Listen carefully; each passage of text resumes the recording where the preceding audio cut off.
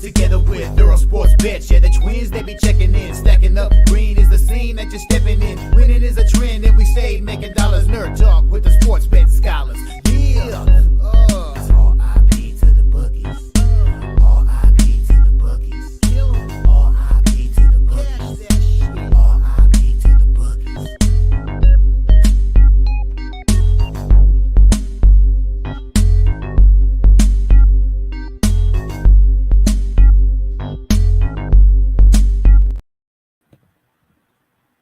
We are live. Welcome back to another edition of the Earle Sports Bet Show. My name is Nicholas Earle. I'm joined here as always by my brother Tim. And today, baseball, full card for baseball because we only had 5 games yesterday. So we get a lot of baseball to talk about. And then we have 10 games in the NBA, gross, and 3 games in the NHL. So we're not going to waste too much time here. Quick recap of yesterday. I was down 0.15 units, so it was down slightly on the juice. Basketball split out. Memphis minus 4.5 was a loser. They win by 2. But Golden State takes care of business, plus 105. Nice little winner there. And then in the NHL went 2-2. Montreal minus 1. Montreal minus 1 gets the job done over Boston. Tampa Bay minus 1. They lose 2-1 to Ottawa. That was interesting. I went 2-3. My bad, because Columbus did not get the job done. St. Louis had a chance at an empty net. Pittsburgh tied the game, and then St. Louis won in overtime. 11 straight wins for the St. Louis Blues. And then Calgary minus 1 was a winner as well. They get the job done over the Anaheim Ducks. Slight down day in the NHL, down the juice in the NBA, but baseball was profitable 2-1-1. I was stunned that it was not 2-2. First 5 over 5 in Baltimore and Boston. First 5 overs continue to be money in Baltimore games. Just avoid the Zach Eflin starts and you're good. Colorado, Philly, first 5 over 5.5 was a loser. I believe Philly had 8 hits in the first 5 innings, 9 hits in the first 5 innings, and stranded them all. That's crazy. Or actually, no, they scored 1 in the bottom of the 5th. They scored 1 in the bottom of the 5th. My bad. So that was fun. I don't know how Houston and Minnesota for under 7 pushed. It was 4-2 in the 4th inning. 1 more run was scored the rest of the game. Pushed the under 7. And then the game that I know a lot of people told me not to bet, or don't bet the side that I bet. But how about nasty Nestor Cortez? Absolutely shoved that game. A nice little bounce back spot there after he got destroyed against the Yankees. I know a lot of people told me that the over was free. It was always the over. No, it was the under. It was always the under. First 5 under. Nice, easy winner there. No sweat whatsoever to close out the card there in the MLB. I believe I am down less than a unit in the MLB now. It's been a meh start to the year, but yeah.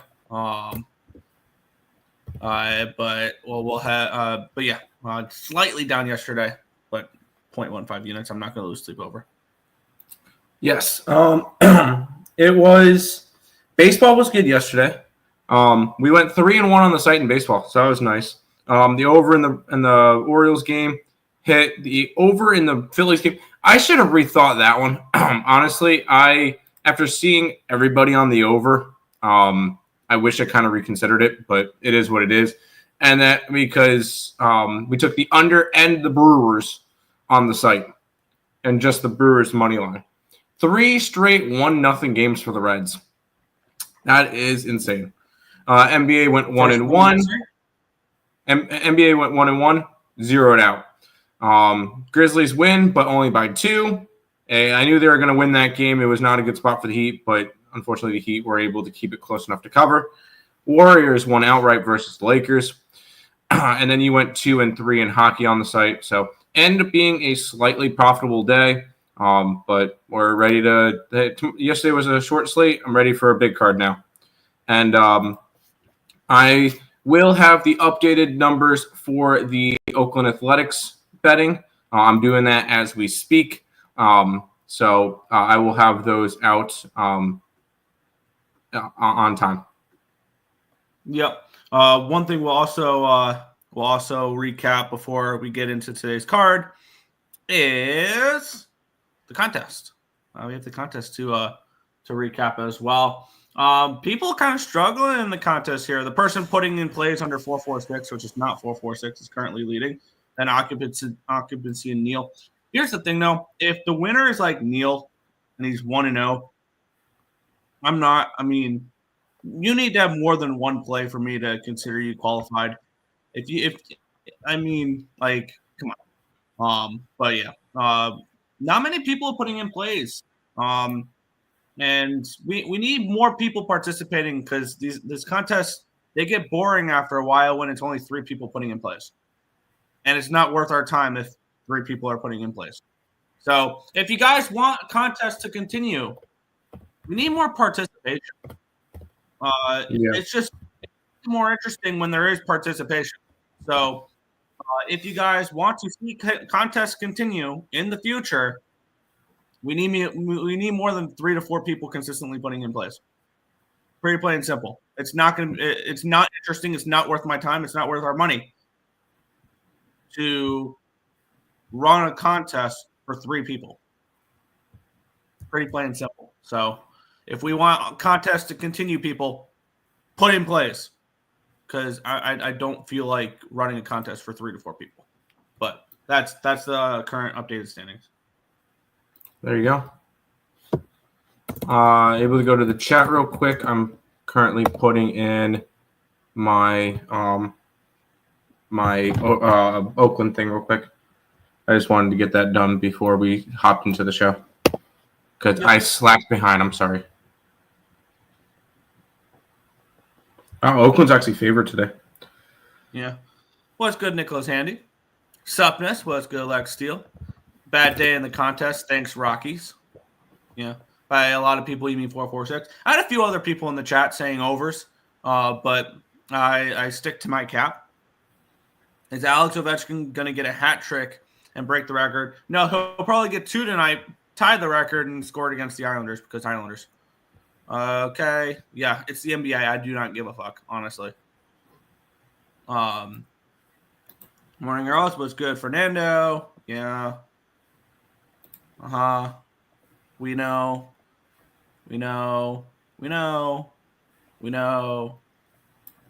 I gotta take a day off to sign up for. No. You sound so stupid.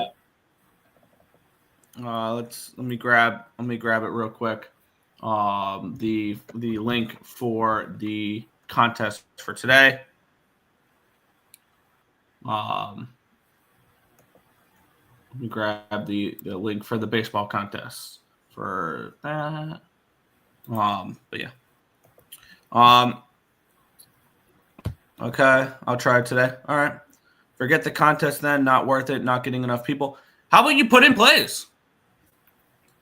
I haven't been able to look at it live. I haven't seen the link. The link is in the description of the video down below as well. So that's is it actually keep in mind. Yes, I've been putting the links in the contest or to the contest in the in the thing every single day the last few days. The contest is just for fun, no pressure. Exactly. By the way, Neil, if the link is in the chat now too. Is this player props? We don't really talk player props here. But yeah, I forgot to put in plays. All good. The link is down for today's plays. But also 446 was in reference to Tim talking about a pitcher. Yes. I'll pass over it. I didn't need to read 14 comments about how I was wrong about a game. Thank you very much, though. As the contest said, no. I'm just trying to encourage more people to put in place. That's all I'm trying to do is encourage more people to put in place. It's not dead. Thoughts? Thought on was talking from this account. Whoops. No, we're not killing the contest. I'm trying to encourage more people to join. We're trying to have fun with this. Like, y'all are lame for not putting it in. Exactly. Here's the link for it as well. Link is the first comment in the chat. Yes, it's also this one as well for you guys to put in place. Good player prop. Curry under points. How many points did he end up with? I didn't follow his stats. I don't know. Considering he's mentioning it, you probably got it wrong. I probably got it wrong. Let me see. I mean, he probably went off for 30 points and everything like that. But hey, it is what it is. Curry scores 37. Yeah. Well, it's a good thing I don't bet player props. I don't. It's a good thing I don't. What's up, my guys? Let's get it. Let's catch today. Hit the like button, people. Show some appreciation, subscribe, and share. Timmy, you know the rest of the same, my dog. MLB today, and NHL. I voted for this fool, I admit. Okay.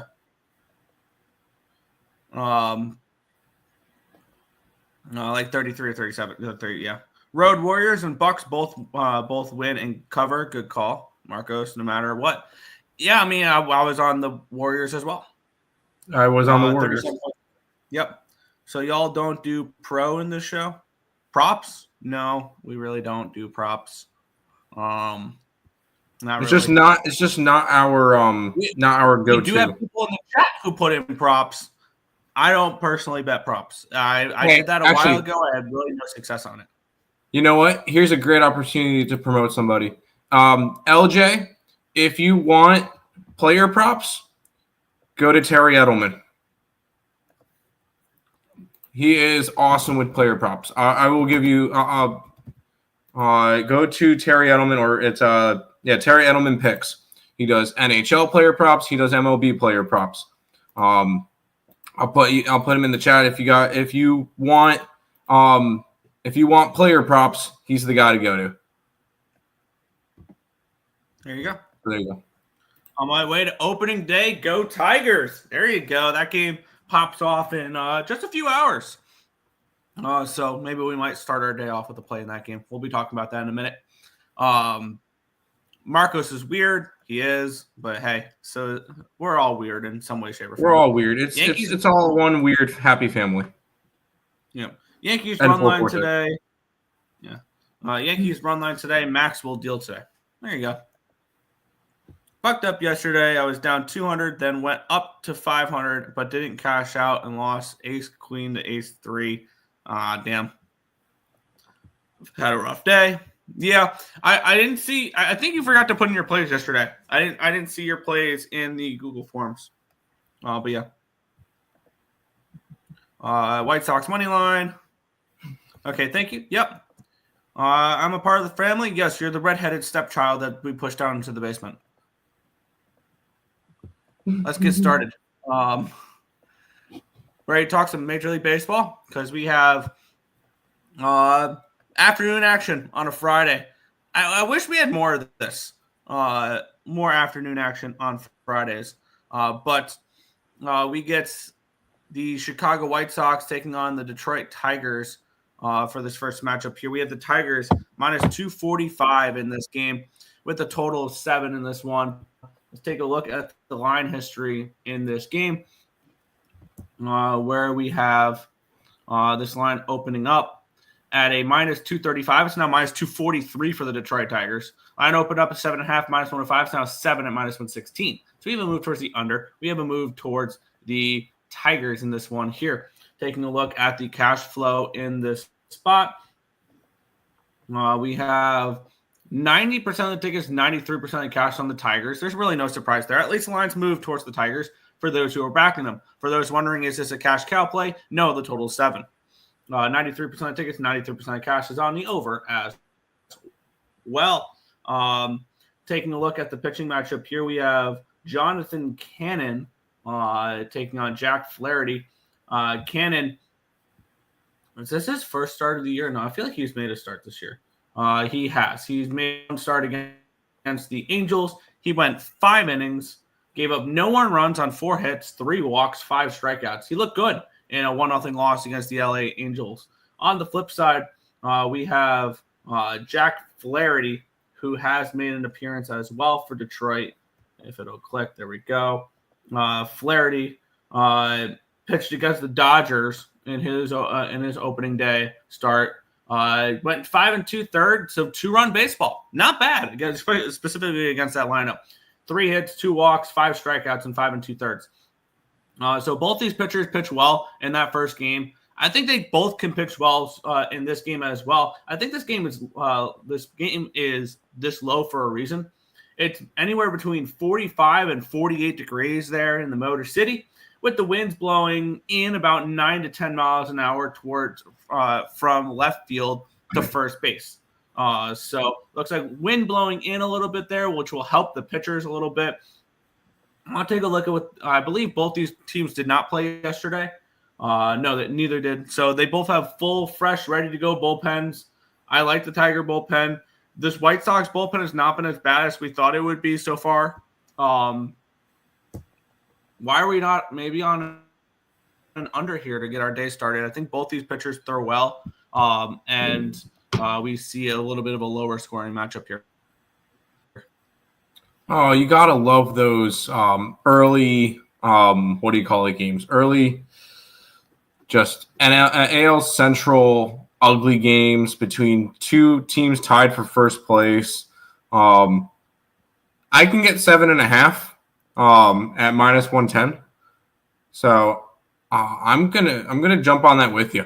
Well, actually, Nick, on the site it says 7.06 at -110. But I'm gonna take the under with you. This is just gonna be a cold day in Detroit. It's going to be ugly hitting weather, and 2 teams that struggle to hit anyways. So yeah, let me jump on the under with you to start the day.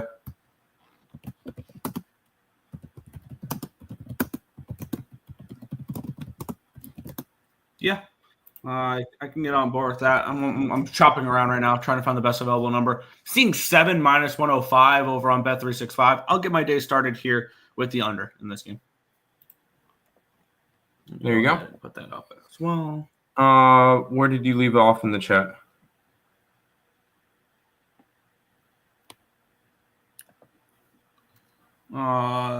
It was right here. Overrated Tigers. Cannon going off. Detroit sucks. Hey, I'm not laying -245 on Detroit. Short Definitely not laying. Really. Definitely not laying. Gold is too high. Agree. Facts. Already did. We good. We smart. Okay. Symbol dust gold short. I'm out. Good luck. See you, Coyote. Is this White Sox stuff? Is this Tiger stuff? I have not a clue. Up $6 today. Hey, that's the price of a membership for Earle Sports Bet. So there you go. You got $6. You can. Good morning, fellas. I'm thinking White Sox first 5 plus a half. I kind of like it. Hey, buy a membership. Yeah, exactly. For $6. There you go. I like the White Sox first 5 to cover the spread and Detroit to win at the end. Hey, as long as it stays under 7.5, we're good to go. Tigers. Okay. That's a very bold statement. This is an interesting one, Nick. Yeah, we have the St. Louis Cardinals taking on the Boston Red Sox. We have the Red Sox -125 favorites with a total of 9. Taking a look at the line history in this game here, where we have Walker Buehler and Eric Fetty, your pitching matchup here. Line opening up at a 158. This is plummeted. Wow. All the way down to a 120. What is going on here? Why is this line dropping as much as it has? Line opened up at a 9 at -115. It's now 9 at -1. We move towards the under here as well. We have 41% of tickets and 72% of cash on the Cardinals, and those lines just tanking towards them. 79% of tickets, 83% of cash is on the over here as well. The Red Sox did play yesterday. The Cardinals did not. So the Cardinals have a full rested bullpen ready to go. The Red Sox, I believe they did use some bullpen yesterday as well. They were in a little bit of a higher scoring game there with the Orioles. So let's look at what the Red Sox did yesterday, because we know that there's going to be Garrett Whitlock, he's 37, Justin Slayton through 20, Justin Wilson through 23. So they'll still have Chapman available. They'll still have Weiser and Criswell available as well. Taking a look at the pitchers for this matchup, I'm trying to figure out why this line's moved as much as it has. Walker Buehler did not look the greatest in his first start, where let's take a look what he did. If this will load, that'd be cool. He went 4 1/3 innings pitch, gave up 4 earned runs on 9 hits, no walks, 3 strikeouts against the Texas Rangers. On the flip side, we have Eric Fetty, who looked decent in his first start there, where he went up against the Minnesota Twins. He did throw 6 innings of 1-run baseball, no 2 hits, no walks, 2 strikeouts in that matchup here. I don't know why this line's tanking towards the Cardinals. I really, really don't. At this number, at the -120 number, I feel like you've missed your line on the Cardinals if you want to back them at all. On the money line, it would be Red Sox are no bet at this number, even just because it's tanked as much as it has. But not a game I'm personally going to get involved with here. Yeah, something seems off. Honestly, the thing is, I still see that I could go after St. Louis here. I know that the line has moved a lot, but it's still, at the end of the day, I feel like it's still plus money. So I still feel like there's probably a little bit of value, especially seeing a line move this much. This is, I believe, opening day for the Red Sox. But the line movement's just weird. I kind of like the under in this game, as crazy as that one sounds. I like Eric Fetty. I could see him having a good game. Once again, another early day game type of deal. And I could see this one going under. It would be Cardinals or nothing still, even though the line's moved so much. What did the line open up for the Cardinals, Nick?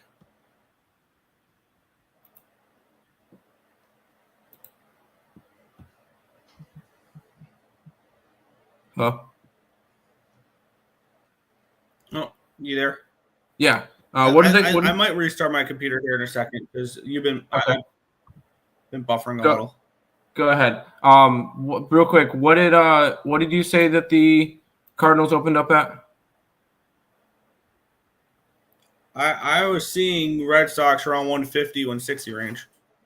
All right, that's fine.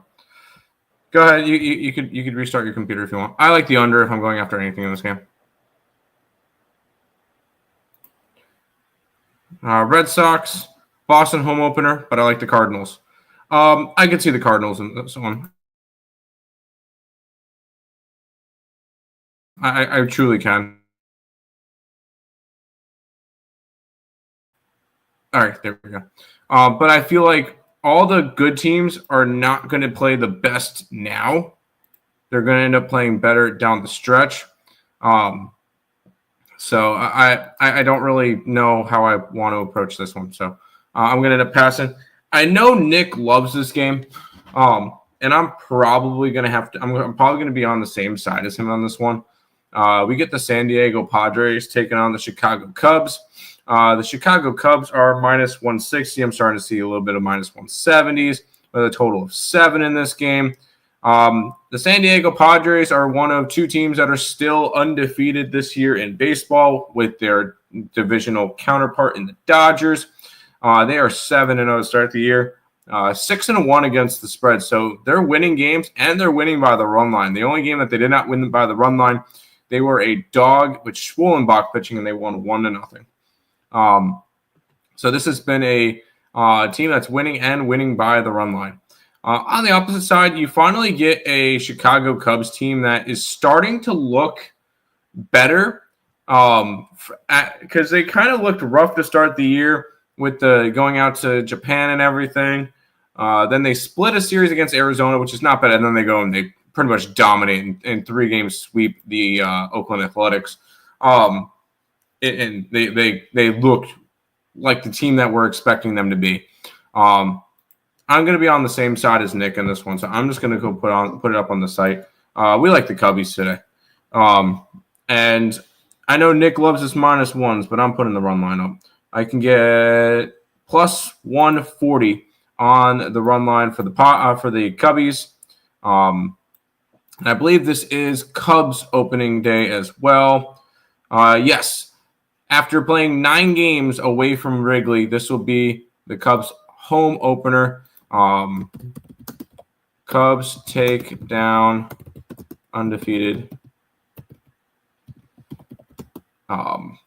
Padres. I will say real quick, we'll look at the pitchers because I know Vasquez started off the season really well. Sorry, he hasn't pitched yet. What did I think? What was I thinking then?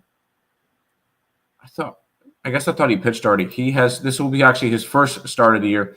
And then Shodai Amagana has pitched twice.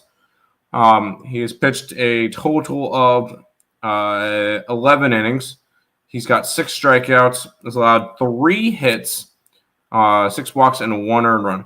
He's looked good to start the year. I think you get a solid pitching spot out of him, especially at home. So Cubbies run line to take down the Padres.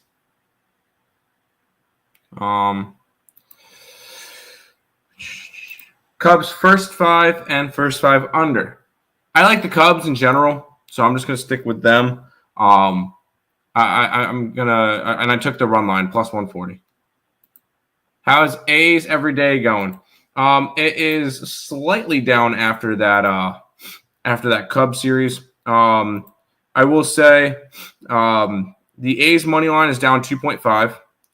The A's team total is down 3.4. Butler is down 2.25, but Rooker is up 4.9. Rooker's the only thing that's kind of working out for me right now in that one, but it's a very, very long season. I'm putting a quarter unit on each one of them every day, so it's only 1 unit of betting on the Oakland stuff every single day. Even though I am measuring it in full units, it's because I don't want to do the extra math. That's all. And it's easier to show it like that. But it's not great to start. But at the same time, you got 162 games. And if I can easily go today and all 4 of them hit and I'm profitable again. So, yeah. Los Papes.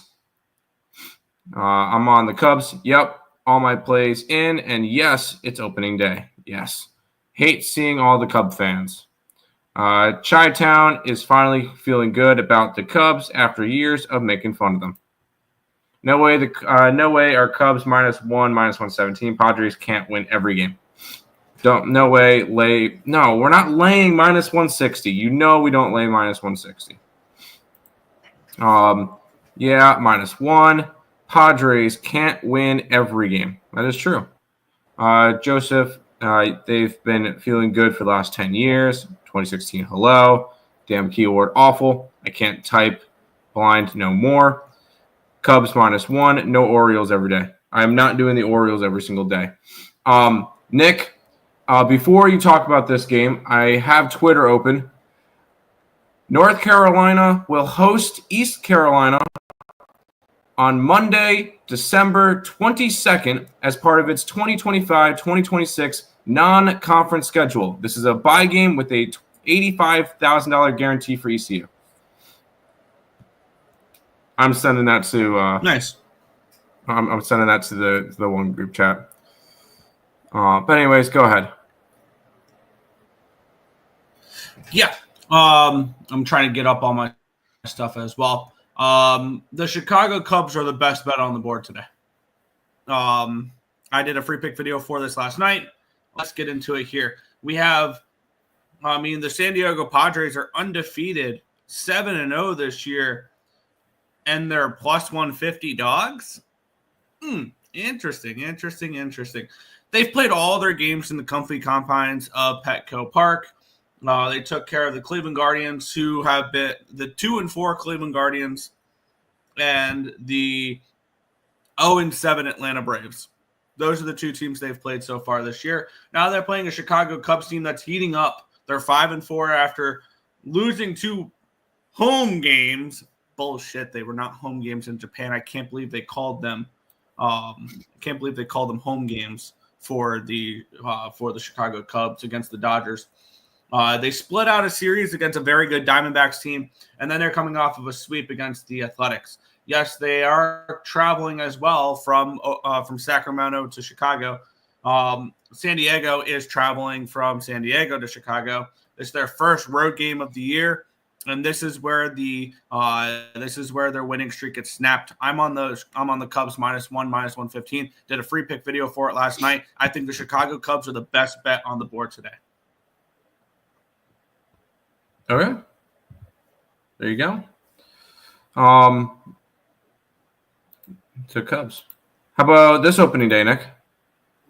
Yeah, we have the New York Mets taking on the Toronto Blue Jays. We have the Mets -130 favorites in this game, total of 7.5. The Jays off to a nice little start here to the season. They're 5-2 on the year.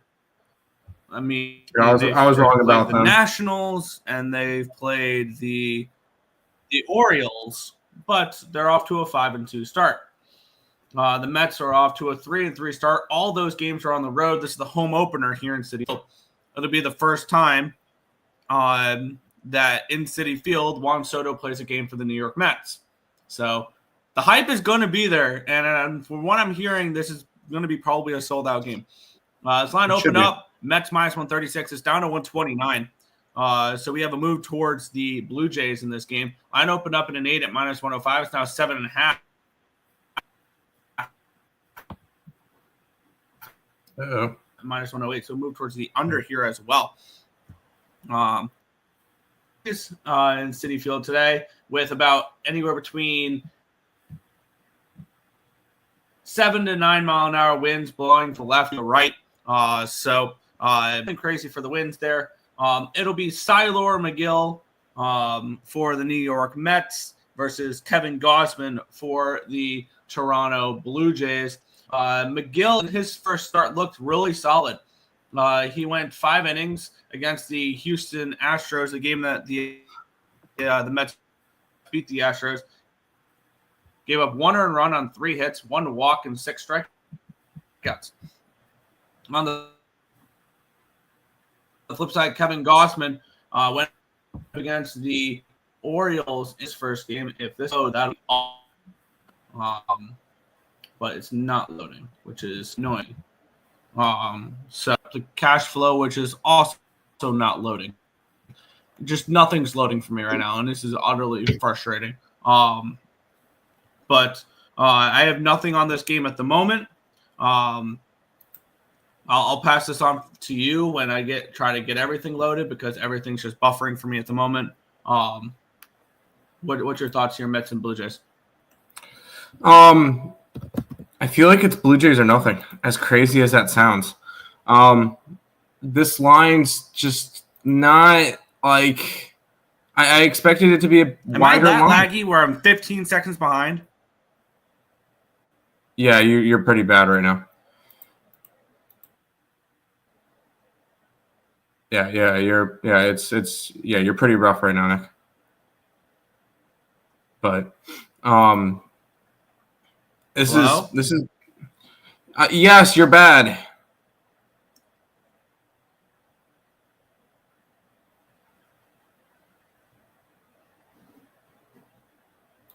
Can you hear me?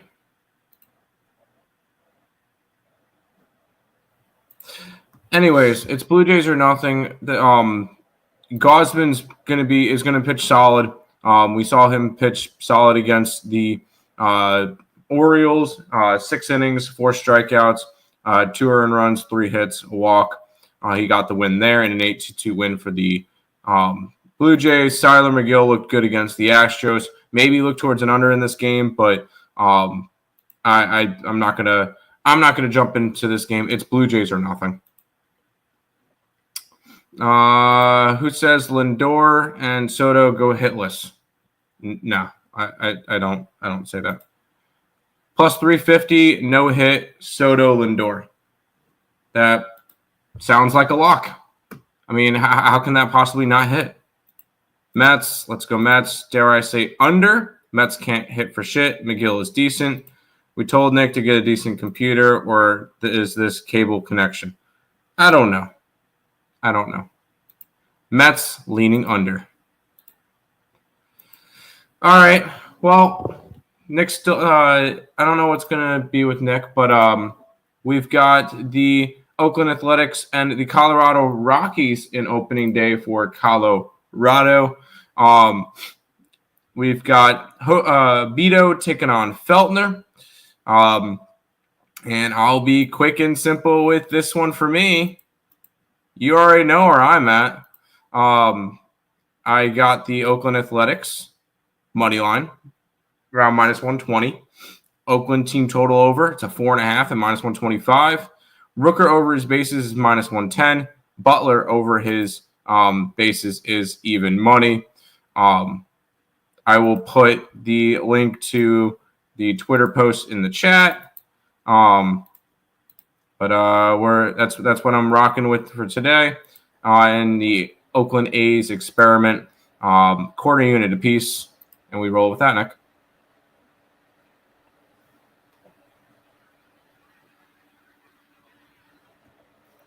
Yeah. Am I better now or? A little bit. No. Cool. This Wi-Fi sucks. I don't think it's the Wi-Fi because my Wi-Fi was fine when I was there.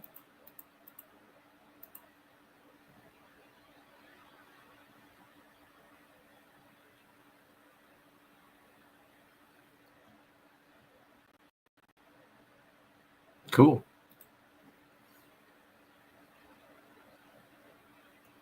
God, this is so frustrating.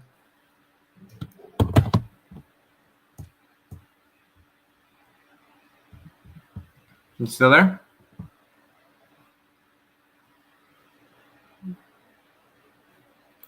Part of me wants to tell you to go grab Destiny's computer.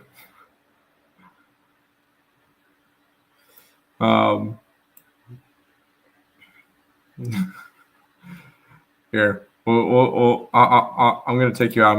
We'll go to the chat.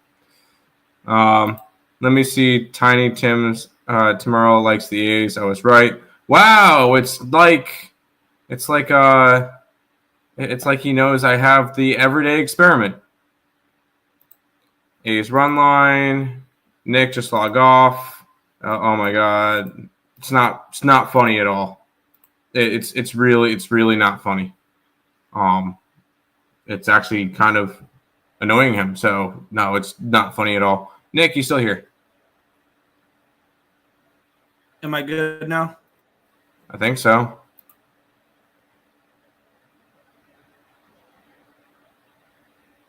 I think you're fine. Go ahead, start talking. Oh, okay. Yeah, I'm finally getting everything up. We have Oswaldo Beto versus Ryan Feltner in this matchup for this game. Taking a look at the line history, it opened up Athletics minus 105. It's now Athletics minus 116. So we do a move towards Oakland in this game. Line opened up at a 10. It's down to a 9.5. We do have a move towards the under in this game. We know how much we love our Coors Field under as well. Let's take a look at the cash flow in this game here. 62% of tickets, 72% of cash on the over. All right. And then 67% of tickets, 62% of cash is coming in on the Athletics in this spot here.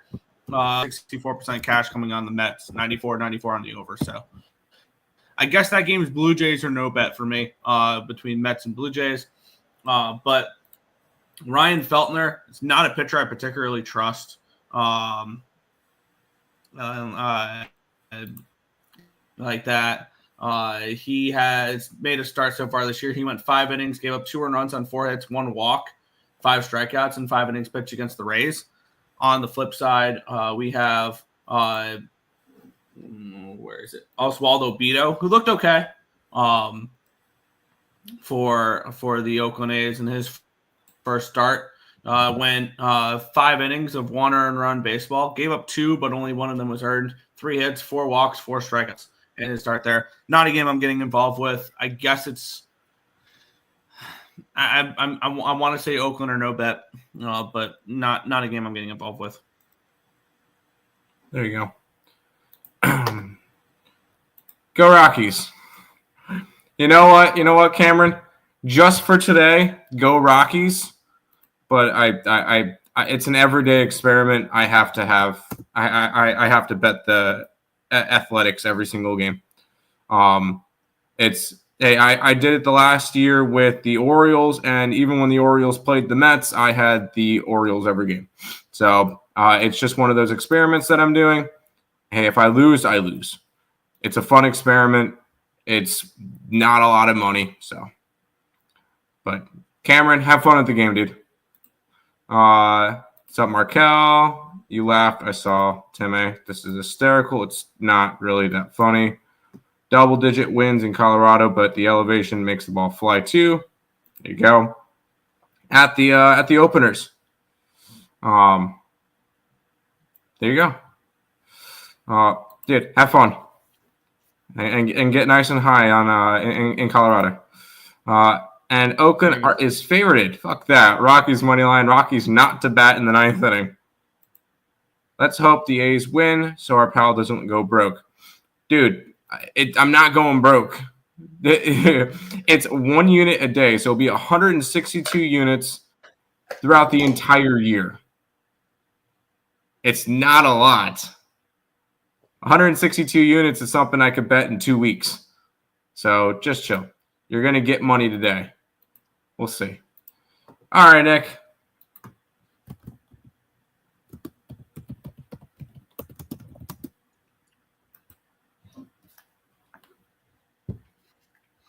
We'll move on. We have the New York Yankees and the Pittsburgh Pirates minus 155 for the Yankees total of 8 in this game.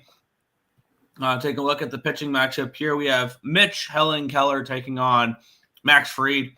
Line opened up 147. It's now 159 for the Yankees. Line opened up at an 8 at minus 105. It's now 7.5 minus 115. Move towards the under. Move towards these Yankees. We have 91% of tickets, 97% of cash is on the over. The line moving towards it. That makes sense. 96% of the tickets and 98% of cash on the over in this game here. We have Max Fried and Mitch Keller. I like Keller. He's somebody who he's not going to blow you away, but he's going to go out there and give you a solid outing. Is the way that I really cap his games. He went 6 innings in his first start of the year against the Miami Marlins. Gave up 1 earned run on 5 hits, 1 walk, 4 strikeouts in that game. Max Fried on the other side. I like Max Fried. I actually really liked the Max Fried signing for the Yankees when they got him. He was one, and I was so glad he got out of Atlanta because he was annoying. In his first start, wasn't the greatest. Went 4 2/3. He gave up 6 runs. Only 2 of them were earned, though. Shocker, the Yankees making errors. 7 hits and 2 walks in that game. Struck out 4. I expect better from Max Fried. That was the 20-9 game as well. So that game was that was the game that was over before he really even touched the mound, or before he touched the mound in the second inning. I think both these pitchers can throw well. The Yankees did play yesterday. I want to take a look what their bullpen usage looked like. The Pirates did not play yesterday, so they have a full rested and ready to go bullpen, but I don't trust that Pirate bullpen. They've already DFA'd Bednar. Or not DFA'd him. They already optioned Bednar down to AAA. For the Yankees, Gomez will probably not be available. He didn't throw yesterday, but he threw 43 on Wednesday. Mark Leiter threw 12. Yarborough threw 24. Weaver threw 19. They're probably all available. So it looks like a fresh, ready-to-go Yankee bullpen as well. That Pirate bullpen, I like Colin Holderman. Caleb Ferguson has looked good. There's Joey Wentz, Justin Lawrence, Tim Maeza. It's okay. It's not great. I think that this game's an under. in this spot here, where I think we see Keller come out here and pitch well. I look for Max Fried to pitch well too. And the line's dropping, even though the money's coming in all on the over. I think this is a nice little under spot here. And I can get under 8 minus 125 full game over on Bovada when it's 7.5 everywhere else. I'll go ahead under 8 here for me, under 8 Pirates and Yankees. Yeah, you say no, I can't take an under in a Yankee game. It's just not something I could do. This is a Yankee team that their pitching hasn't been great, and their offense when you use torpedo bats, I guess you're gonna get more offense. So I'm not interested in an under in this game. I know that the Pirates don't have the best of hitting, but at the same time, I just can't get involved in an under in a Yankee game right now. So for me, this one's gonna be a stay away. Gonna be a pass game for me. We're gonna try to get through as much as we can because I have to leave for work in about 13 minutes. So, fun. We have to start the show earlier then. I can only be here for an hour if we start at 10:30. So, Okay. All right, back to the chat then, and then we'll get into the next game then. Just noticed Nick with the A's hat. 1 unit a game for 162 games is how much you can lose. It could, or it could be profitable. I'm not going to be down 162 units, so there you go. Morning, gentlemen. Yikes. What do you mean, yikes? Blues was minus 130. Was never in doubt. Alive, Yankee run line. Okay, I'm taking the Pirates. The Yanks have had a late game and a travel game last night. Now they travel for the rest of Pirates home opener. I can see my Yankees flat here. Give me the plus 140. Cool. Hey, you know what you can do then? Yeah, it feels like Pirates from that. You know what you can do then? Put it in the contest. Avs spot similar when they played Senators on back-to-back. Max Fried Chicken lost his touch 2 years ago. Let's be real. Snakes drained my Yanks. Yanks will be flat. I could see it, unfortunately. Maybe team total over for the Pirates. Maybe. Or Keller puts records. Yankees are like Mets. They swing at everything. Alex recorded. Alex recorded. Got 13 times Allen. Make sure you're watching the Capitals game tonight. He could be getting a Hattie. He could get a Hattie. He could. Respect. Do clueless people realize that the Yanks used the torpedo bats last year? No, they didn't. Do we back the Oilers in their next game? I don't know.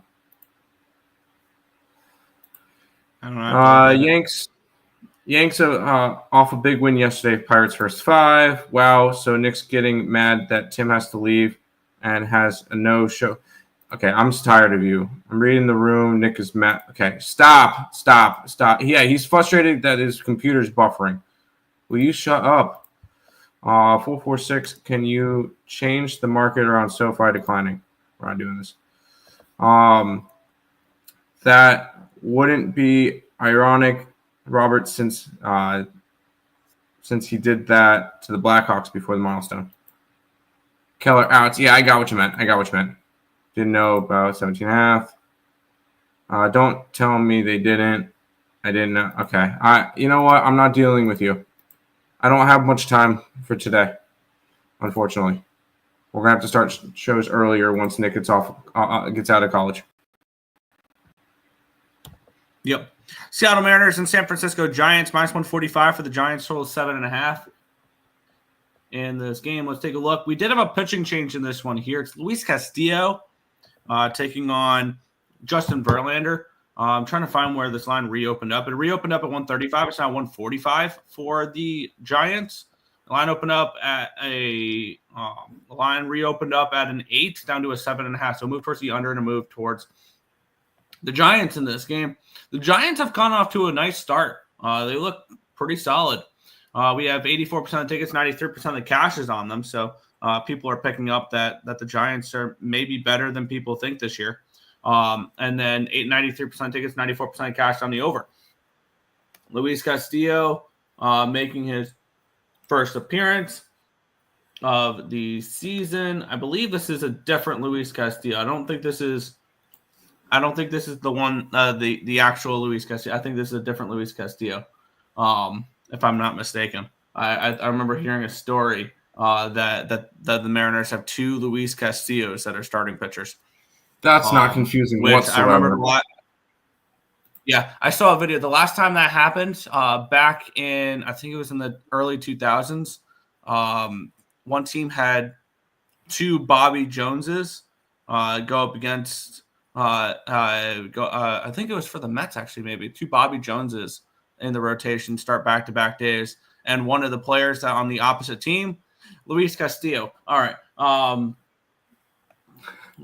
Justin Verlander, last game went 5 innings, gave up 2 earned runs on 6 hits, 1 walk, 5 strikeouts. He looked okay. This would be Giants or no bet for me if I'm looking at a spot in this game. And this would probably be another under, but I'm not going to just continue to just pepper unders all day long, even though I would just love to just pepper unders because you know how much I love my unders. But this would be Giants -1 and an under if I am betting this game, but not enough conviction for me to pull the trigger on anything. Yeah, Luis F. Castillo is a reliever. He's pitched in 3 games in his career. 3 2/3 innings, 4 strikeouts, no earned runs, 2 hits. So he is a reliever, so don't expect him to be in this game very long. I'm staying off this game. I want nothing to do with it. This is a pitcher that you've barely seen. He hasn't pitched since 2022. So I want to see what he's got first. These are 2 teams, maybe an under, but I can't really go after anything in this game. Fair. I need to see the guy first. I buy more bullied a position Markel. That was almost English. Okay. First 5, run line with the Giants. It's a bunch of stock stuff. I can lean that way. Under. Giants for me, stock stuff. Isn't this a different? Yes, it's a different one. I thought about the Nerfy, then I realized it wasn't the better Castillo. Correct. No way Padres is a dog. Yes, they are. All right, Nick, this will probably be the last game we talk about, and I'm happy that I can at least talk about this game. I think this is a must-bet game. And I think this is, if you bet one of these, you bet the other one as well. If you're on the Cubs, you're on the Phillies too. Let's talk about it. I'm on the Phillies money line at +110. Let's get into it. We have this matchup of, where is this game? There we go. Yoshinobu Yamamoto taking on Jesus Luzardo. We have this line opening up at a 135. It's down to a 124. So we have a move towards the Philadelphia Phillies. Line opening up at an 8.5. It was juiced towards the under. And then it went down to an 8. We have 84% of tickets and 93% of cash on the Phillies. Or my bad, on the Dodgers, and the line's moving towards the Phillies. 95% of tickets, 94% of tickets, 95% of the cash is on the over here as well. We have Jesus Luzardo, who started off this year against the Washington Nationals, threw 5 innings of 2-run baseball, gave up 5 hits, 2 walks, and 11 strikeouts. He looked good in his first start, striking out a lot of Nationals there. On the flip side, we have Yoshinobu Yamamoto, who has thrown twice now this year. His first start was in Japan. That was the pitcher's duel against Shota Imanaga. He went 5 innings of 1-run baseball, 3 hits, 1 walk, 4 strikeouts. He followed that up with 5 innings of 2-run baseball against the Tigers, 5 hits, 2 walks, 10 strikeouts in this one here. And this is a very similar spot, I think, to the San Diego Padres. You have an undefeated team that hits the road for the first time. And no, Japan was not a road game for the Dodgers. Do not give me that shit. It was technically a neutral site game. They call them road games, which is bullshit. That should have been a home game for the Dodgers, but money. This is the first game on the road for the Dodgers this year against a Phillies team that is still going to be pretty good. I'm going to challenge both teams that are undefeated, but now have to go away from being in comfy confines of their own home ballparks and hit the road. I'm on the Phillies here at plus 110. I think them and the Cubs are must-win today. Well, then I want to double up on this game. Because I just put up the Phillies, and I'm going to put up the over as well. I think Yamamoto gets hit. I am not high on Yamamoto at all. And I am not super high on Luzardo either. I think Luzardo is going to get hit as well. He came off of 2 earned runs against the Washington Nationals, who haven't really been great this year. I was wrong about the Nationals, so be it. I like the over here.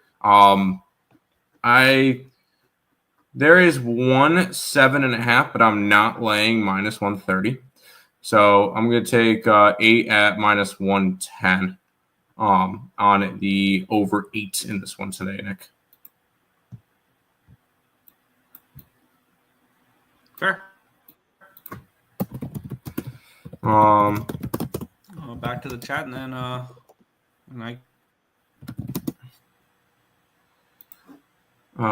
let's go to the chat.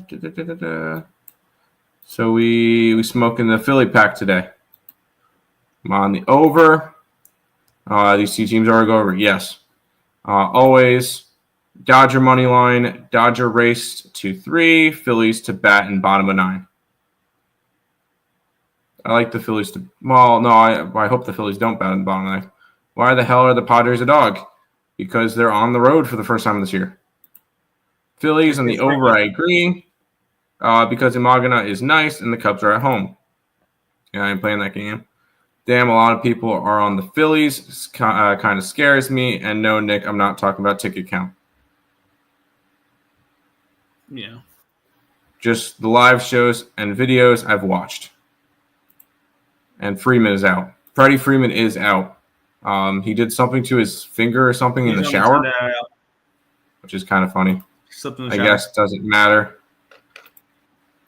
I don't know about that. It makes me like the Phillies even more.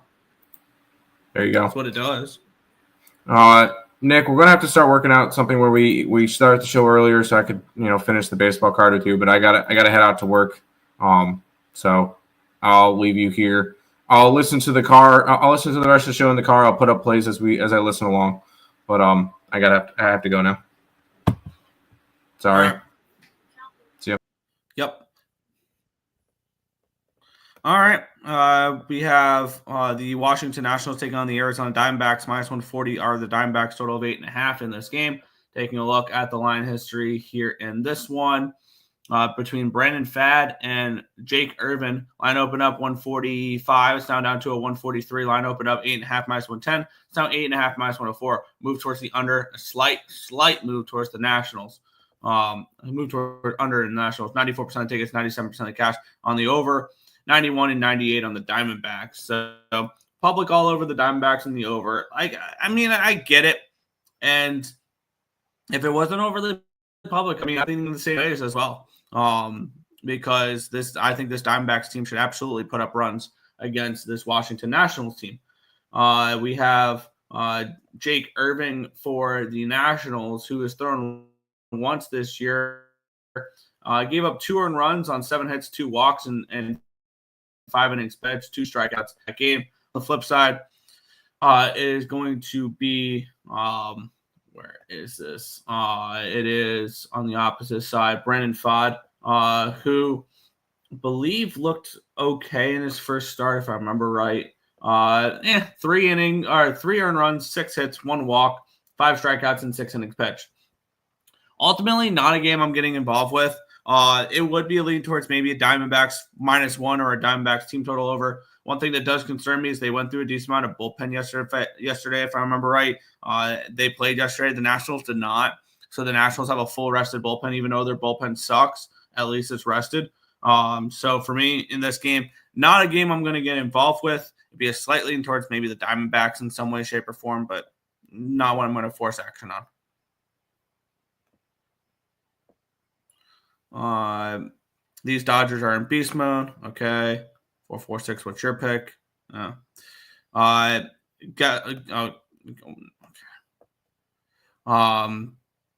LOL percentage.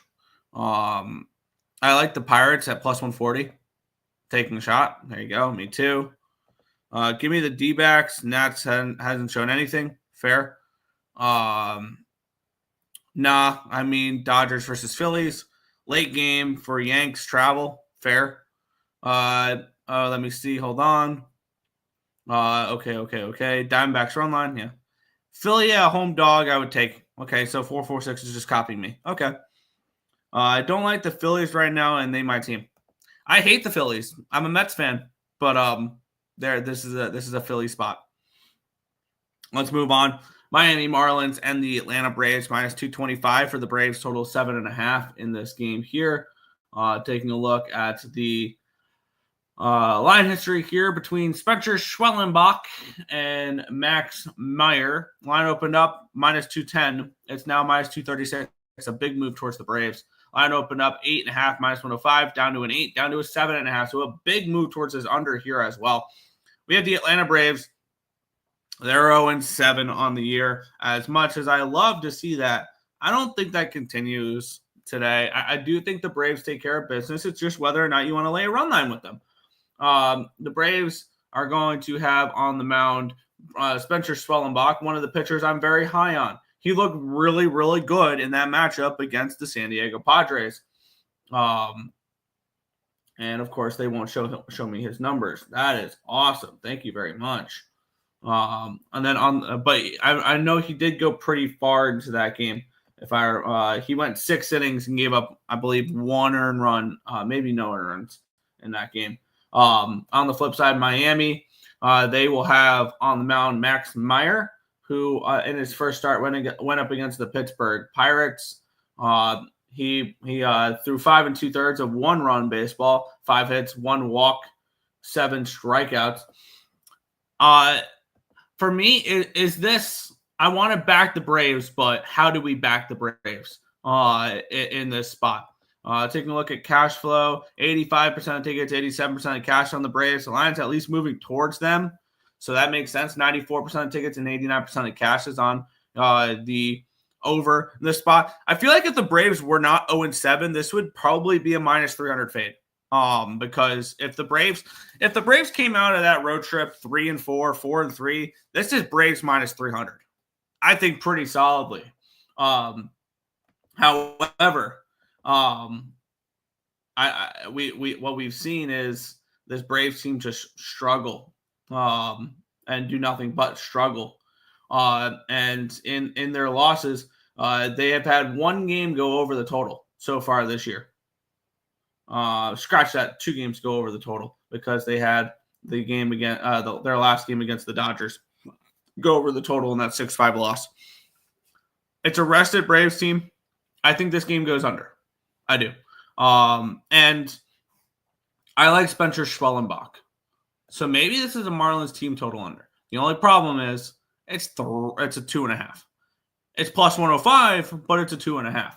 Do I want to move on that? Because we have a fully rested Braves bullpen. This is a game the Braves should and I think will win. Is this, though, team total under, full game under? And expect this to be at worst 5-2 Braves. I think that's the way to approach this game here. Is I'm going to double up on the spot. I like Spencer Schwellenbach. I'll double up on the Braves playing an under tonight.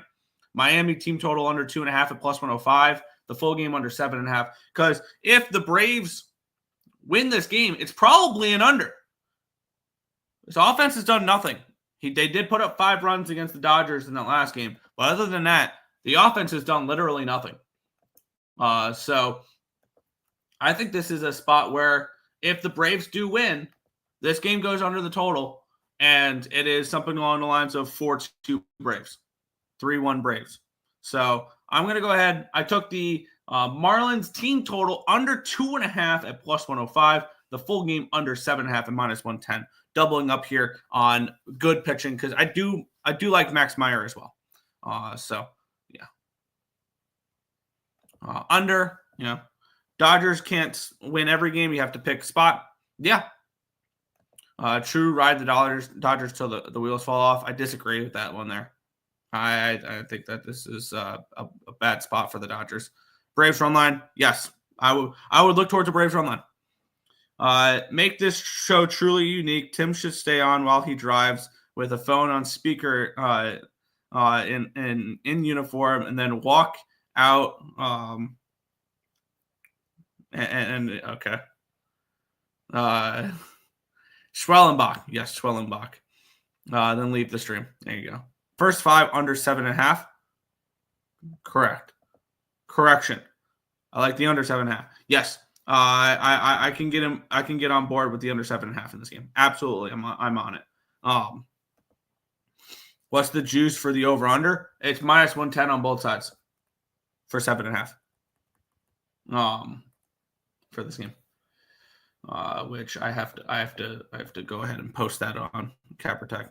Oh, for the Marlins team total. My bad. Where I bet it, it was Bovada. I saw +105 for the under. Let's take a look. And -135 for the over, +105 for the under. Not good juice at all. Marlins team total over 2.5 is -135 if you want that, but I'm on the under. Fish first 3 +165. Braves need time to adjust from the West Coast, just like an NBA game. I think it'll be 0-0 at the end of 3. Get in, get out. Don't make Nick read long paragraphs. Stop it, chat. How about you let the chatters want to chat the way they want to chat, and I will do my best to read the chat. Do I promise that I am the greatest reader in the world? No, I never have, and I never will. So there you go. But we'll move on. In this spot, the Baltimore Orioles taking on the Kansas City Royals. In this one here, we have this game pick'em with a total of 8 in this spot. Taking a look at the line history in this game here between Seth Lugo and Dean Kramer. Line opened up at a 9, and it's dropped all the way to an 8. Yeah, I think this line has gone too far. And I think this is a good spot potentially for an over. And I know when lines move this much. And the line looks like it might hit a 7.5. I think this is dead wrong. Line opened up 115 for KC. It's now -108. So I'll move toward Baltimore here as well. 73% of tickets, 72% of cash on the over. Lines plummeting. But how far is too far is the ultimate question is that we got to look at and you got to ask yourself. Maybe this is just another spot where I just take another first 5 over in a Baltimore Orioles game. The cash yesterday, Dean Kramer and Seth Lugo. I like Seth Lugo, but I don't expect what we got from him last year this year at all. He had a career year, and I do expect a little bit of regression this year for Seth Lugo. Let's take a look at the pitching matchup here. If it'll load, there we go. Seth Lugo kind of struggled in his first start where he went up against Cleveland. 5 innings of 3-run baseball, 4 hits, 3 walks, 4 strikeouts. On the flip side, we have Dean Kramer, which I know a lot of people in the chat, or not in this chat. I know a lot of people like Dean Kramer for whatever reason. I've never been a big Dean Kramer guy. He feels like a 4 at a peak set of 4 type of pitcher. He went 5 1/3 against the Toronto Blue Jays. Gave up 5 earned runs on 5 hits, 2 walks, and 6 strikeouts.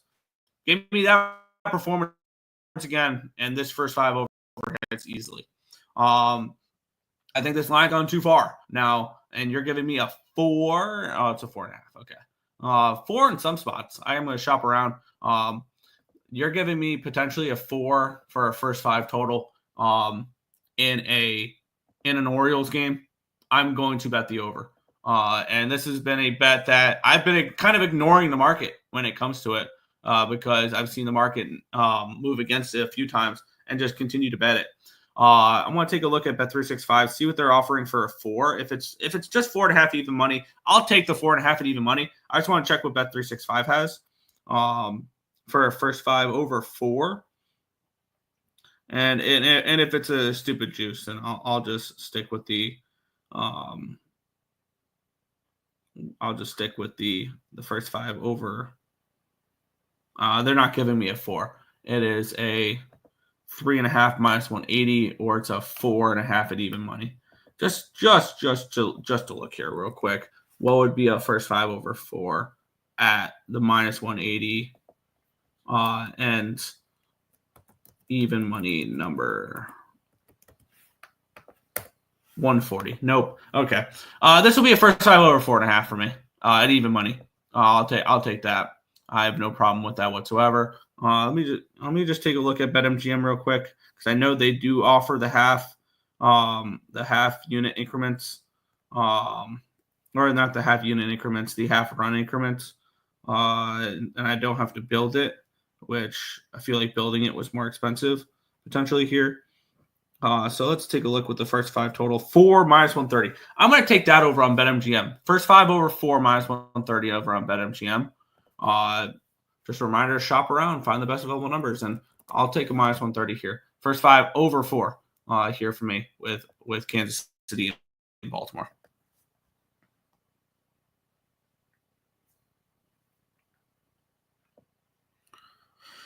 Let's see. I already read that one. My tail, that team total, the under. There you go. Marco's yawning. We're not talking about NBA yet.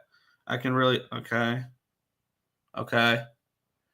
Cream rises to the top. Nerfy, Baltimore first 5 in full game. I think he gets hit. I don't understand. I don't understand the love for Dean Kramer. I just don't. Orioles money line. Royals race to 4. Asked Royals to bat in the bottom of the 9th. Royals stink. Orioles, because they'll never be the Royals.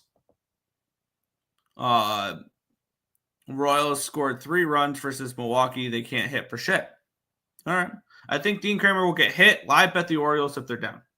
Fair.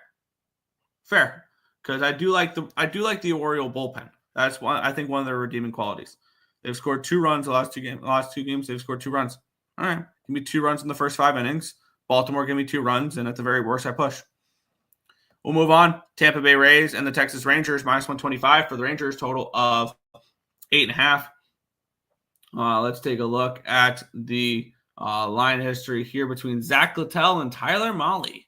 Line open up minus 125. It's minus 126. Line open up 8.5 minus 115. It's now 8.5 minus 108. For Tyler Mahle, his first start, he went only an inning and 2/3. Gave up 1 earned run on 2 hits, 4 walks, 3 strikeouts, threw 61 pitches, and only can record 5 outs. He kind of struggled in that game.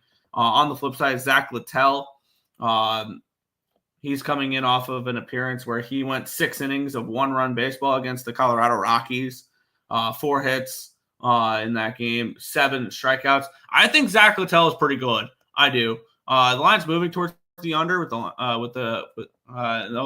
forgot to take a look at the cash flow, where we have 72% of tickets, 73% of cash coming on the over. We have 38% of tickets and 57% of cash is on the Rays. I like this Rays team. I do. I like this.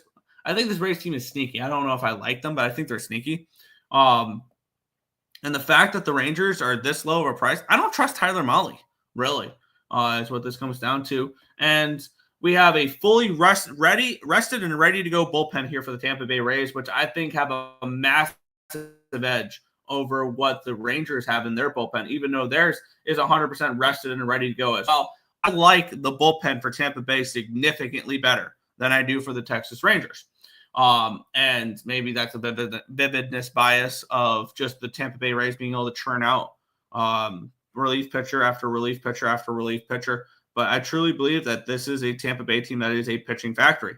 And on the flip side, I don't know about Mahle. I really don't. So the ultimate question is, do we back the Tampa Bay Rays in this spot? And how do we back the Tampa Bay Rays in this spot? Obviously, I want the bullpen involved because I said there's an edge there. Line moving slightly towards Tampa with the money coming in on the Rangers. Yeah, no, this is Tampa Bay for me. This is absolutely Tampa Bay for me in this game. At plus 115 over on Bet365. Sign me up. The more and more I look at this game, the more and more the Rays look interesting on this one here. I think they have the starting pitching advantage. I think they have the bullpen advantage. And I project this game to be a little bit more of an under. So if it's an under, I will trust the better pitching and under. So for me, Tampa Bay, money line, plus 115, full game. No first five, just full game.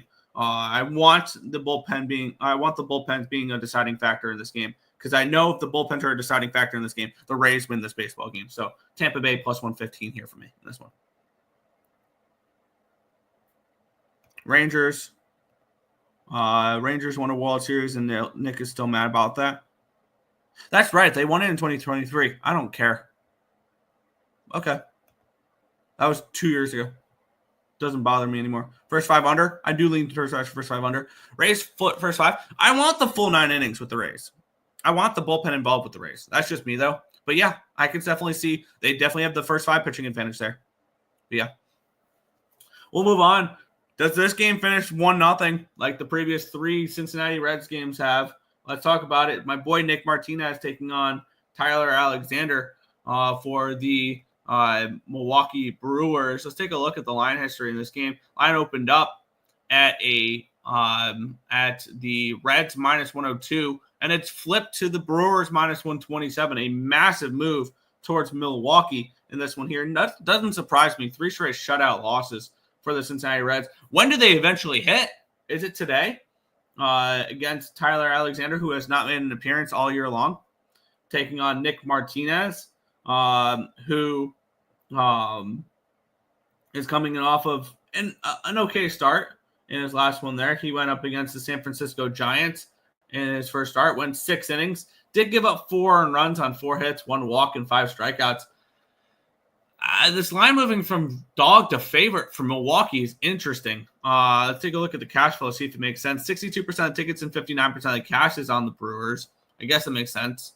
And then 96% of tickets, 95% of cash is on the over in this one here. The line moving towards the over slightly. Eventually, the Reds have got to score a run, right? Eventually they do, and eventually they get a win. But I just don't know if this is a Reds team we can trust right now. So this will be a no bet for me in this game.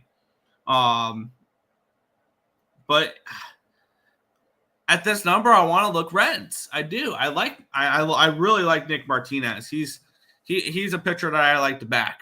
He struggled in his last game, but he earned the qualifying offer that he received in the offseason. And he's a bet-on pitcher for me. He's part of my rotation. But not a game I'm going to get involved with. It'll be leaning towards Reds and the under. No bet. Well, to the last game on the MLB card. We have the Anaheim Angels taking on the Cleveland Guardians. We have this game pick'em with a total of 7.5.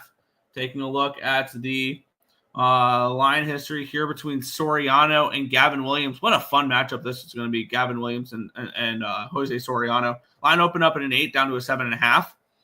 The 7.5 is juiced towards the over, though, so we could see 8's return. Line opened up 118, it's down to a 111. So move towards the under here move towards the Angels here as well. 48% of tickets and 50% of the cash is on the Angels. So it's about a 50-50 split with the line moving slightly towards them, which if you're an Angels backer, I'd like that. And then we have 95% of tickets and 95% of the cash is on the over. And this one as well. Jose Soriano, granted, he did face the White Sox in his first game, but he shoved.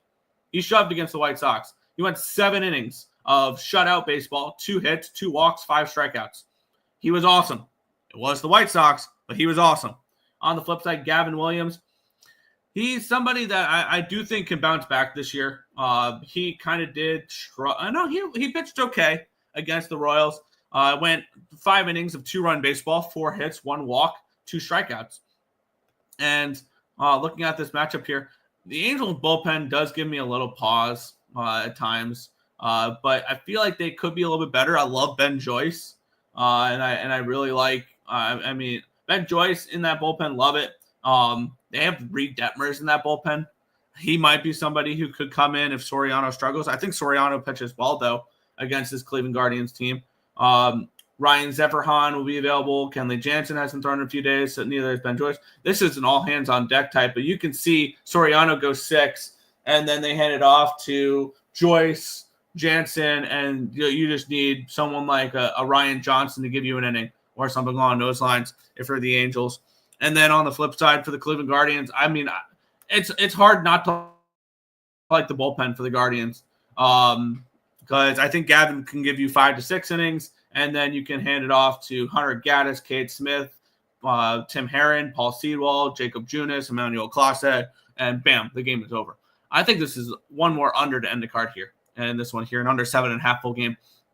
I do lean first 5 under as well. I do like both these starting pitchers, but for me in this spot here, I'm going to finish it off, and we're seeing 8s. I can get an 8 -110 over on Fanatics. Yeah, sign me up. Full game under 8 -110 over on Fanatics here between the Guardians and the Cleveland and the Angels to close out today's card. So that's how I'll finish it off here. Is with the full game under in this one.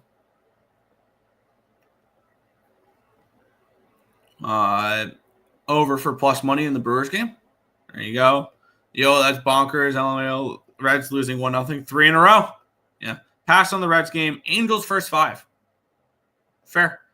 But we'll make the transition from the MLB to the NBA, where we have just a million chalk favorites again.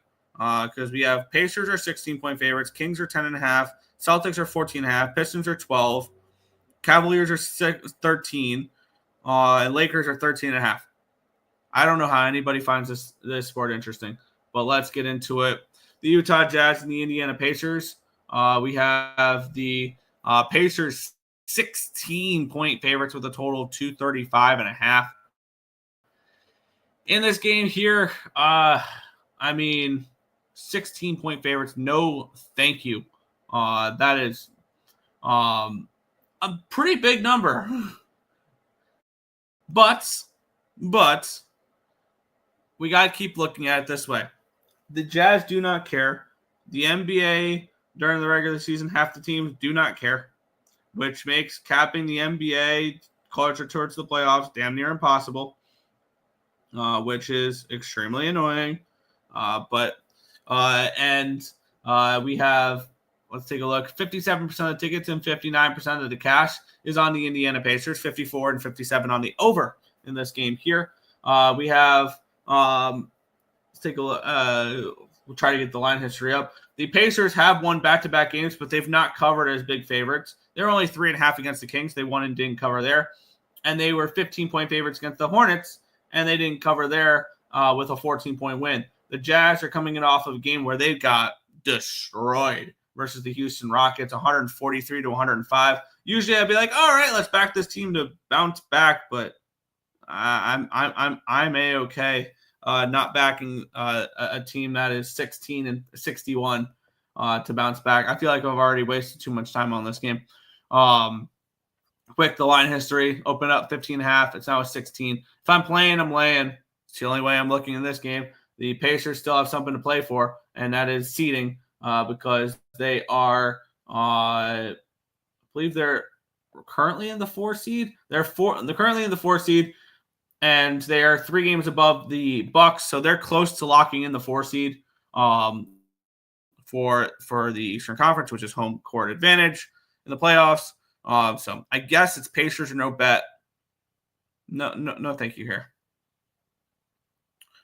If the Knicks take on the Suns, I'm going to if Knicks takes the Suns, Knicks are okay. We're laying the wood. Yeah, it's -16 or nothing. We'll move on. The Sacramento Kings are coming in against the Charlotte Hornets. -10.5 for the Kings on the road. Total of 218.5. Line opened up at a 10. It's now an 11. Line opened up 222.5. It's down to 217. So move towards the under and move towards the Kings. The Kings have something to play for. The Hornets are done. We have 57% of the tickets, 63% of the cash is on the Kings, and the line's moving towards them. I have a feeling, do we just lay it with the Pacers and the Kings to start off the card? And do we just lay a ton of chalk and take the Celtics as well, and take just the teams that are carrying and just lay the chalk on all of them? The Sacramento Kings, they're coming in off of 3 straight losses, trying to avoid a 4th straight loss while being a desperate team in the race here. They lost to Washington as 13.5-point road favorites in their last game. I mean, this feels like a get right spot here for the Sacramento Kings. The Kings trying to hold off. They're now the 10 seed. They're 2.5 games. They're only 2.5 games ahead of Portland. It's not out of the realm of possibilities that the Kings completely fall out here in this one. Now, the Kings have a relatively easy schedule here going down the stretch. They do have the Hornets today, but then actually, no, they don't. They have Cleveland, Detroit, Denver, LA, and Phoenix. So not the easiest of remaining strength of schedules here for the Sacramento Kings. Is there a chance that they fall out and Portland takes their spot? Who knows? It would be Kings or no bet, though, for me in this one. I do think this is a spot where the Kings do get a win. But the upcoming games for the Kings, watch out, because they may fall completely out of it for coming up. So it would be Kings or no bet in this one here. And I'm actually kind of tempted to lay the points with both the Kings and the Pacers and the Celtics on start the card. But do I just think every game's going to be a blowout? Kind of, because nobody cares in the yeah. Let's see. Parlay all seven double-digit favorite money line plus 140. Can't beat that. Yeah, last time I saw 7 double-digit favorites on the card. The Celtics lost the Celtics lost outright to break all those parlays. There will be a double-digit favorite that loses today. There will be. 7 double-digit faves, money line plus 140. How does it lose? One of them do lose. I don't now take your pick on which one does lose, but one of them will lose. I don't think they will go 7-0 today. I don't. The over, well, Kings lost 7 of 8. Garbage. Maybe the Kings are the ones that sell it, and the Hornets win tonight. I don't think it's this team that sells it here. I think this is a potential smash and grab with the Boston Celtics, and I think this might be the game to get me on the board here with NBA plays. Take a look at the line history in this one here. Line opened up at a 12.5. It's now up to a 14 for Boston. Line opened up 222. It's now 226.5. Let's take a look at the cash flow. 57% of tickets, 62% of the cash is coming in on the Celtics. I learned in the last game the Suns don't care no more. You would think that last game would have been one where and that was the ultimate test for the Suns for me last game. You get whooped by 39 points and give up 148 against the Houston Rockets. Expect you to show some type of backbone. What do? They lose by double digits in the next game. I think that was the straw that broke the camel's back. And I think this is a Phoenix team and that was also the game, the first game without Kevin Durant. Usually you back a team the first game without their star player and you fade them going forward. And then we have a Boston Celtics team that had their long winning streak snapped last game as 10.5-point favorites and a 21-point loss against the Miami Heat. This is a smash and grab spot with the Boston Celtics. And that's exactly where I'm going in this game here. I'm going to be on Boston in this one, minus the 14.5, and I'm going to take the first half here as well in this game. It'll be first half minus 8.5, full game minus 14. Well, no, I'm getting 13.5 over on ESPN Bet. First half minus 8.5, full game minus 13.5. Double up spot here on the Boston Celtics for me.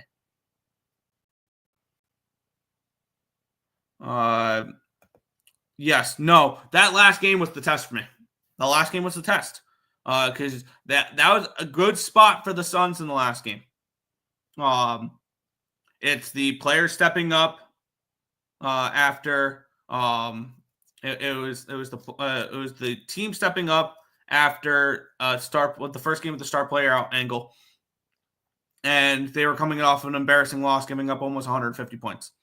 If they weren't going to show up in that game, they weren't going to show up in any other games.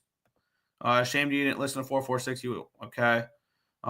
Sorry, time to leave. I can't stay with you, Nick. Don't do stupid bets, my friend. Well, I'm going to be making bets, and probably you'll find all of them stupid because you'll find all my bets stupid for some way, shape, or form. But we'll continue on. Detroit Pistons and Toronto Raptors. Pistons minus 12, total 227 in this game. Let's take a look at the line history in this one here, where we have this line opening up at 11, still an 11, line opening up 228.5 down to a 227. So move towards the under and no line move on the side. We have 61% of tickets and 52% of the cash is coming in on the Raptors in this game. The Raptors have nothing to play for. Nothing. They're eliminated. The Pistons, I believe, are fighting. They're no longer fighting for the for home court advantage. But they're coming in off of back-to-back losses. They played OKC. They did not cover as 13-point dogs. On the flip side, Toronto coming in off of back-to-back losses as well. They lost. This is the second half of a back-to-back for the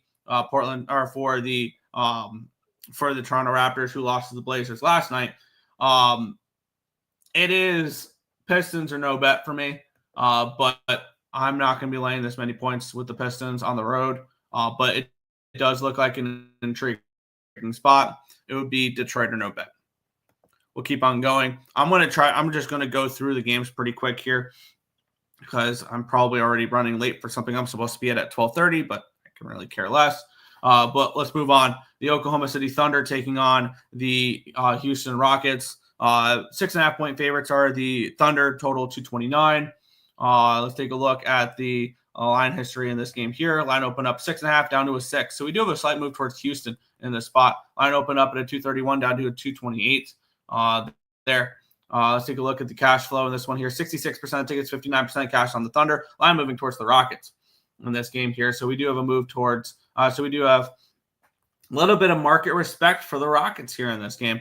89% tickets, 85% cash on the over here as well. OKC has continued to just cover game in, game out. So as much as the market's suggesting to me that probably the Thunder are worth a look, or that the Rockets are worth a look in this game, I don't know how you can fade the Thunder right now. I just don't. And I'm not going to. It'll be enough to keep me off the Thunder with the way they just keep winning, covering, and beating the crap out of every team they play. So that'll be enough to leave me off the Thunder. However, I do lean Rockets in this game. It would be Rockets or no bet, but not a game I'm getting involved with. Jaw fine, 75K. Okay. Under. Fair. I don't really look at totals too much in the NBA. That's just me, though. We'll move on. Cleveland Cavaliers and the San Antonio Spurs, 13-point road favorites on the Cavaliers, total of 241. Talk about motivation. I don't think there's any on either side of this game. Cleveland, they're going to win this game. Obviously, they're massive favorites. But the question is, do they cover? I don't know. Let's take a look at the line history where it opened up at a 14. It's down to a 13. So we do have a slight move towards San Antonio. I know opened up 239.5 down to up to a 241. So we move towards the over here as well. Taking a look at the cash flow in this game, where we have 61% of tickets, 61% of cash on the over. Lines moving towards it. And then we have 39% of tickets and 53% of cash on the Spurs. Maybe this is a Spurs play. They're coming off of a nice win against Denver. Denver sat everybody in that game, though. Cleveland, wouldn't surprise me if they sat a bunch of players. They are healthy. They've got really nothing to play for, though. They're probably playing out the strings. And I think maybe 13 is too much for the Cavaliers to lay in this spot. They are coming in off of a win and cover against the New York Knicks, because the Knicks can never beat a top team in the East or in the NBA in general. But this feels like San Antonio team total over and spread. And I can get 113.5 over on DraftKings for minus 110. And I'm going to take the plus 13 full game as well. I do think that we get a good offensive performance from the Spurs. I think this is an up and down type of game. I don't bet many totals often, but Spurs plus 13 and team total over 113.5 minus 110 over on DraftKings. I'm going to take a stab for both those there. I think the Spurs keep this game competitive at the very least. We'll move on now. Portland Trailblazers, Chicago Bulls. We have the Bulls 6-point favorites in this game, total of 237. I want to take a look if there's any type of motivation in this spot here. But we have this game opening up at a 4.5, and it got up to a 5.5. Now it's 6. So we do have a decent move towards Chicago. Line opened up 239, it's down to a 235. So move towards the under here as well. Taking a look at the cash flow in this game, where we have 68% of tickets, 75% of cash on the Bulls. Makes sense. The line's moving towards the Bulls. 62% of the tickets are on the over, 52% of cash on the under. So we have it looks like sharp money on the under in this game. Feels like sharp money's on almost every under in basketball games. The Bulls, I believe, are locked in to a play-in spot. The question is, do they get home court advantage in any of them? And right now they are a half game behind Miami, so I guess they have a little bit of motivation. Portland's got some motivation there. They're only 2.5 games behind the Kings. Now the Kings do have a game tonight against the they're playing the Hornets, so the Kings should win tonight. So the Blazers do need a win tonight to keep pace with the Kings. If the Blazers can go 5-1 in their last 6 games or something like that, they're very, very live to squeak into the play-ins. Feels like Blazers are no bet at this number, but pass. Gave this out plus 110 last night, seeing minus 115, minus 130 across the board. Miles Bridges, 6+ rebounds. He's cashed this in 25 of the last 26 home games. There you go. But we'll move on. 2 games remaining in the NBA. Denver Nuggets and Golden State Warriors. Nuggets 2-point road favorites, total 235 in this one here. Take a look at the line history in this one, where it opened up at Denver minus 2.5, and now it's Golden State minus 1. So an interesting line movement there. It reopened up because obviously the Golden State Warriors did play last night. Line opened up 235.5, still 235.5. So we have a move towards the Warriors and a move and no move on the total. 84% of tickets, 86% of cash on the over. 70% of tickets, 64% of cash on the Warriors spread, 62 and 65 on the money line. It makes sense that the line's moving towards them. We have Golden State on a second half of a back-to-back. We have Denver with Golden State breathing down the necks of them. Denver's currently the 3 seed, but they only have the Lakers by a half a game. They only have the Warriors by a game and a half. This is and they only have for the 6th seed a 2-game lead over the Memphis Grizzlies and the Minnesota Timberwolves. So if the Nuggets don't like show up these last week and a half, 2 weeks, they can find themselves in a play-in spot if they just go ahead and tank the rest of this regular season. Denver needs to try a little bit now. All of a sudden, I don't like the spot for the Warriors on the second half of a back-to-back, especially after a big win against the Lakers. Maybe if the Lakers beat the Warriors last night, I'm a little bit more interested in the Golden State Warriors to bounce back against Denver here. But Denver rested everybody last game, so they should all be in the lineup today. I think this is a spot where I'm ultimately staying off. But Denver's got to start trying now. Pretty simple. So not a game I'm getting involved with, though.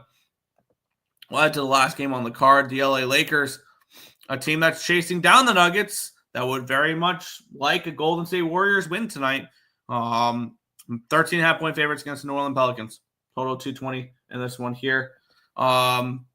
Taking a look at the line history in this game here. I forgot there's the Dallas Clippers game. I'm not getting involved in that one there. Okay. Line open up 13 is now 14 for the Lakers. Line open up 219.5. It's 221. Cash flow in this game. The 74% of tickets, 64% of cash coming in on the Lakers. Line's moving towards them.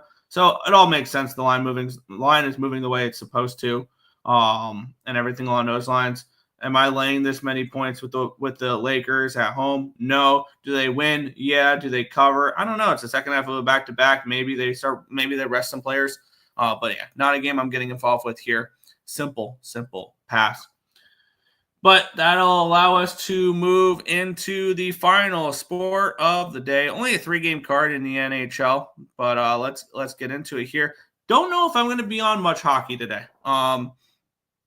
This is a tough card. We'll get it started. The Carolina Hurricanes are visiting the Detroit Red Wings.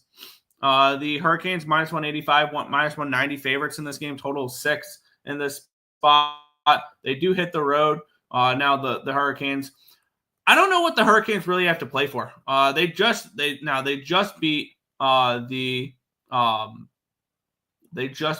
the Washington Capitals in their last game there. The Carolina Hurricanes, they have how many games remaining? 1, 2, 3. They have 8 games remaining. They still have one more game against the Capitals, but they're 9 points behind them. So I really don't see a world where they catch the Capitals still.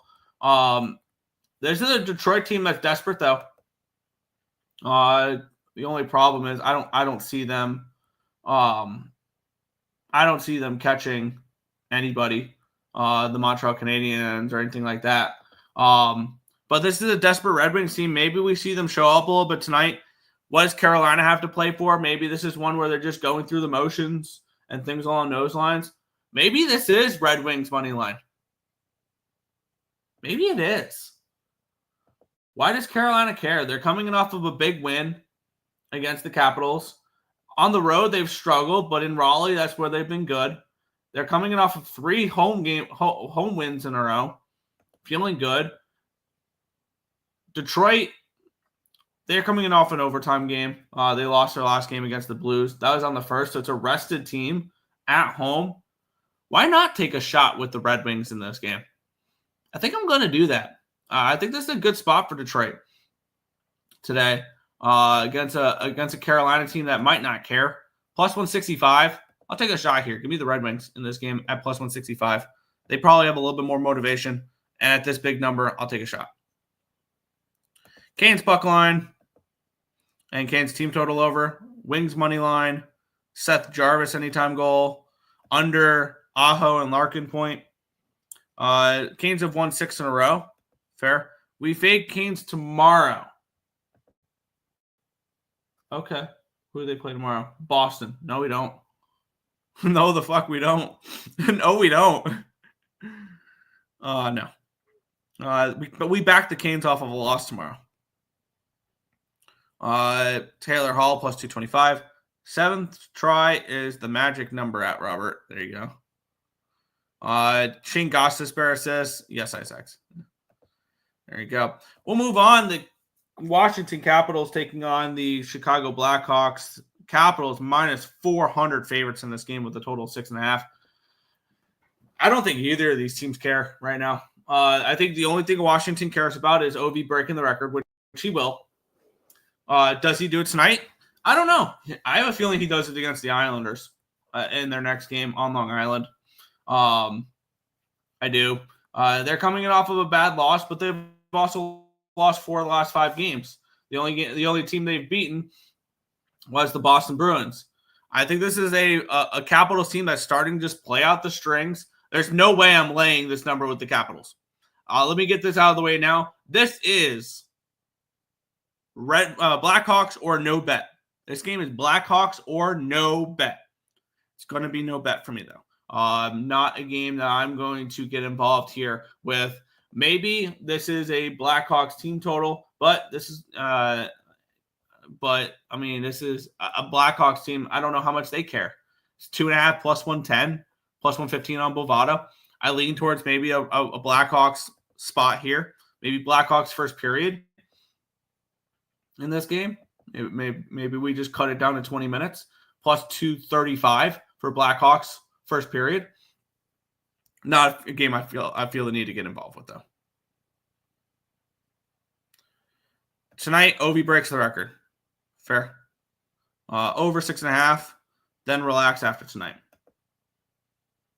Ovi hat trick. Ovi hattie. 11-1. I saw 20-1.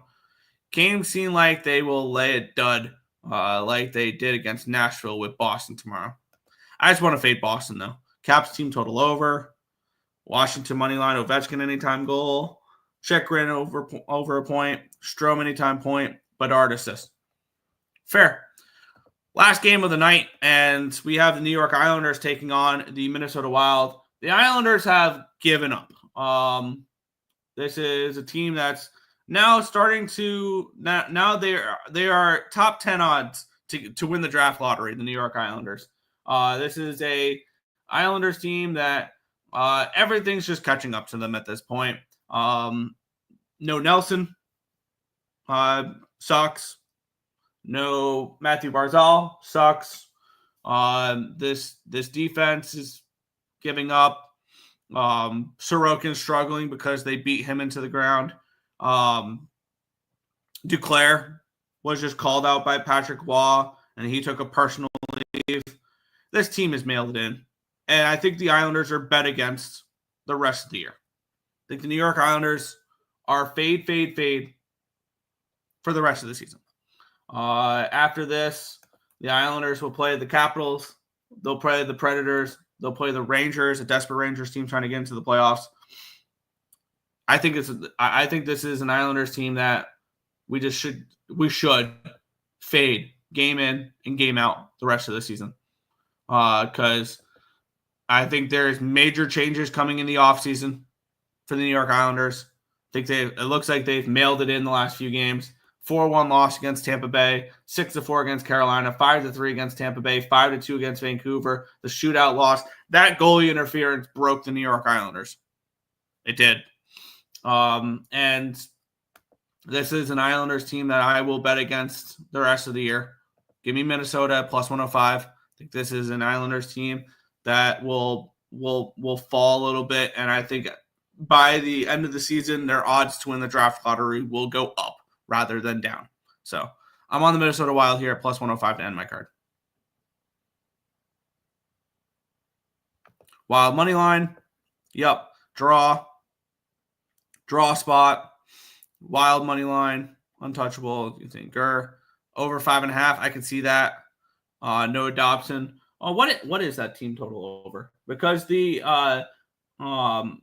Minnesota Wild or the Islanders have been giving up goals as well. 4, 6, 5, 5, 4, 4, 3, 2. Yeah, so they've been giving up a lot of goals as of late. What's this team total over? 3.5 minus 130. Yeah, I'm going to add that as well. 3.5 minus 130 team total over for the Wild. Over on Bovada. I'm going to add that as well. Noah Dobson point. Faber over point plus 171. Boldy anytime goal. Thailanders. I think this is a game where the Wild cover the puck line and win in regulation. But that is everything for today's card. If you guys have not already, hit that thumbs up button. Billions and billions and billions. I did not mean to click that. I meant to click that, but there we go. But that is going to wrap it up for the show. If you guys have not already, hit that thumbs up button, subscribe to the channel, turn on post notifications so you guys are notified each and every time we are live here at ESB. But that's going to do it for this one. I want to thank you guys as always for watching. Yeah, I know I did not mean to click that one there, and I had that clip for a different video that I did for class. Thanks Dave for that one. Yeah, that's going to do it for this one. Want to thank you guys as always for watching. We'll catch you guys same time, same place tomorrow for another edition of the Earle Sports Bet Show. Good luck, everyone.